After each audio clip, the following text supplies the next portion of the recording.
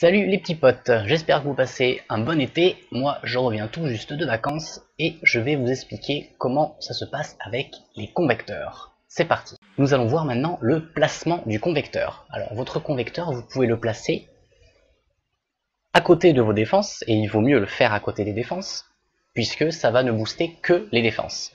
Donc votre défense peut être collée à votre convecteur comme ceci, elle peut être collée aussi comme cela. Hop, on peut le décaler aussi là, mais lorsque vous allez le décaler trop loin de votre convecteur, donc lorsqu'il n'y a qu'une seule tuile ensemble avec votre convecteur et votre défense, cela ne fonctionne plus. Donc il faut idéalement la mettre comme ceci, ça ou ça, voilà. Et tout autour de votre convecteur. Donc en fait un convecteur peut avoir jusqu'à 4 défenses autour de lui, pas plus. Ensuite vous pouvez aussi mettre vos deux convecteurs côte à côte, et enfin côte à côte, donc plutôt de cette façon là, puisque si vous allez le mettre comme ça, vous allez perdre le fait de mettre une défense à cet endroit là, donc ça ne sert à rien. Vous pouvez le mettre par exemple ici, le mettre ici et mettre une défense à cet endroit ou à cet endroit permet de donc doubler l'efficacité de votre défense. Donc un convecteur de niveau 1 cela charge donc de 20%, donc pour une charge normale, donc votre défense aura 20% de vitesse d'attaque supplémentaire, enfin sera 20% plus efficace si vous la mettez près d'un convecteur. Si vous le mettez près de deux convecteurs, ce sera donc 20% plus efficace, plus encore 20% plus efficace. Et donc finalement ça double l'efficacité de votre touret. Bon après il faut faire attention à ce que la personne passe par l'endroit où il y a vos convecteurs. S'il passe par l'autre endroit, cela n'aura servi à rien. On va maintenant regarder comment se passe la charge du convecteur. Alors, un convecteur peut être sous 3 états différents, même 4 je dirais. Il a le premier état qui est l'état normal, c'est-à-dire que là votre convecteur ne sert à rien, c'est juste un bâtiment qui est là pour faire joli. Il rapporte cependant un point de mana. Lorsque vous allez le charger, vous allez avoir un icône avec un éclair bleu et donc un petit encadré bleu autour qui voudra dire que votre convecteur est chargé.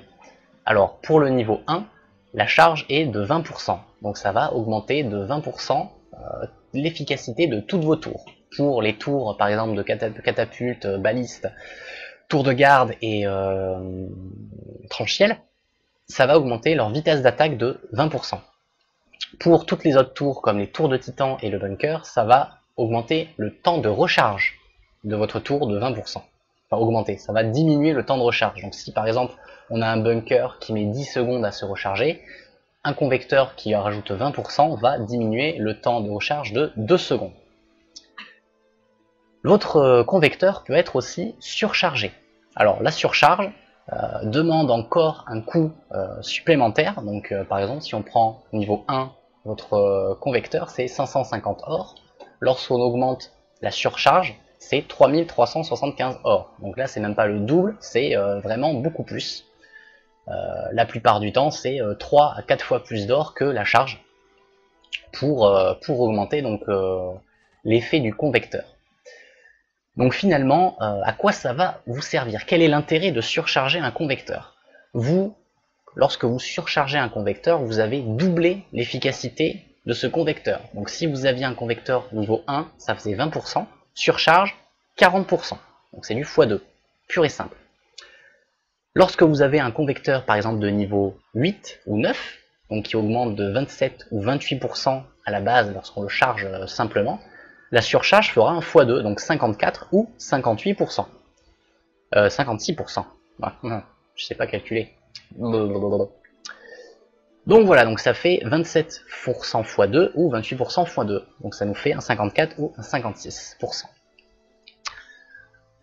Évidemment, lorsque vous allez augmenter le niveau de votre convecteur, vous allez avoir plus d'or à dépenser pour le charger. Donc si on fait une récapitulation assez rapide, niveau 1, 550 pour la charge, niveau 5, 25 000 pour la charge, et niveau 9, 200 000. Donc ça commence à faire pas mal. Pour la surcharge, donc ça coûte pour le niveau 1, 3375 or, niveau 5, 125 000, et niveau 9, 1 million. Là on commence à saigner un peu, là, je pense, au niveau du porte-monnaie. Donc voilà, donc c'est un bâtiment qu'il faut essayer d'évoluer, mais pas forcément en premier, parce qu'il faut finalement investir dedans pour le charger. Donc finalement, lorsque vous avez un convecteur de niveau 1, ça augmente donc les défenses de 20%. Si vous l'augmentez niveau 2, c'est que 21%. Donc finalement, des fois, on se dit ça vaut peut-être pas trop le coup de l'augmenter. Moi, ce que je vous conseille, c'est pas forcément pour le pourcentage de l'augmenter, mais c'est pour ses points de vie. C'est-à-dire que si vous avez un dragon qui va survoler votre convecteur, et bien au bout de 1 ou 2 passages, ça va aller très très vite et il va être détruit par ce dragon. Donc ce que je vous conseille, c'est d'essayer de l'augmenter lorsque finalement vos défenses commencent à en pâtir au niveau donc de la vie de ce convecteur. Par exemple, si on prend ma base là, une personne assez intelligente là pose son dragon à l'endroit où j'ai mes défenses qui sont en train de se construire.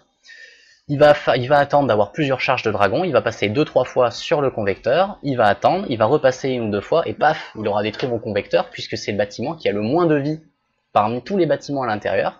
Il fera un trou, et à partir du moment qu'il a fait un trou, il détruit ma citadelle easy poney, quoi. C'est assez rapide. Donc voilà, donc c'est un bâtiment où il faut faire attention, il faut essayer de l'augmenter, mais pas forcément dans les premiers bâtiments. Puisque après il faut assumer l'or qu'il va y avoir derrière, puisque la charge va coûter plus cher. Nous avons aussi une étendue de charge. Donc étendre la charge, qu'est-ce que ça veut dire et quel est l'intérêt? L'étendue de charge ne va pas augmenter donc la capacité de votre convecteur, mais va augmenter le temps de charge. Alors, qu'est-ce que ça veut dire?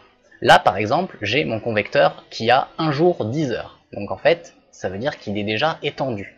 Là aussi, pareil, j'ai 1 jour et 2 heures.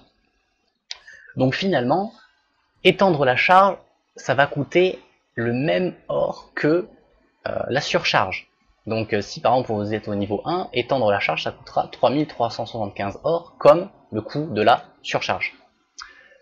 Donc finalement, c'est assez intéressant d'utiliser la surcharge lorsque vous voulez déjà, ne pas avoir à charger tous les jours avec le bouton charger. Si par exemple vous partez en week-end ou vous voulez toujours que vos défenses soient au top de leur forme, il va falloir donc les surcharger si vous avez l'or.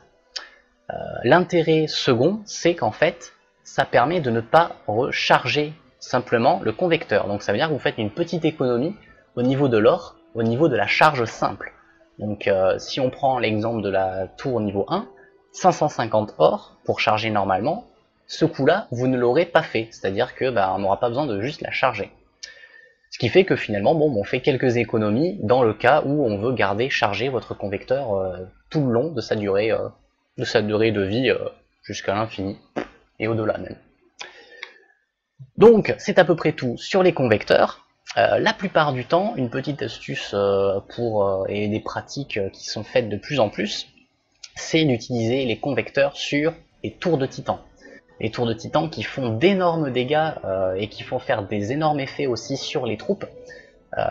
Et donc la plupart du temps on utilise les convecteurs sur ces tours de titan. Donc moi-même j'ai mes convecteurs qui sont actifs sur mes 4 tours de titan, mais aussi sur les tours qui ont pardon, je baille, je suis un peu fatigué, mais aussi je fais ça sur les tours qui ont une grande portée, c'est-à-dire que les tours qui vont peut-être attaquer le plus souvent.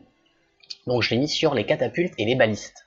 Donc la baliste, en fait, lorsque il va y avoir des troupes sur quasiment la moitié de la carte, la moitié de ma base, elle va pouvoir attaquer et être sous l'effet du convecteur, donc faire 20% de dégâts par seconde supplémentaire, et ça va être pareil pour l'autre baliste. Donc moi ce que je vous conseille, c'est de le faire sur les balistes qui ont une énorme portée et qui vont être très efficaces lorsqu'ils seront sous l'effet du convecteur. Ensuite, j'ai mis les catapultes, puisque les catapultes font, par exemple, en 2-3 coups, ils peuvent tuer les arbalétriers. Lorsque les troupes vont passer sur l'extérieur de ma base, paf, les catapultes peuvent attaquer aussi. Donc sous l'effet du convecteur, c'est tout bénef.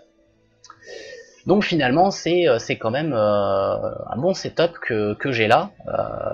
Pour l'hôtel de feu, par exemple, c'était utile d'utiliser notre convecteur sur le bunker, puisque ça permettait de recharger les élémentaires de feu qui explosaient sur les troupes, et un élémentaire de feu qui était chargé à fond et qui explosait, ça rasait toutes les troupes.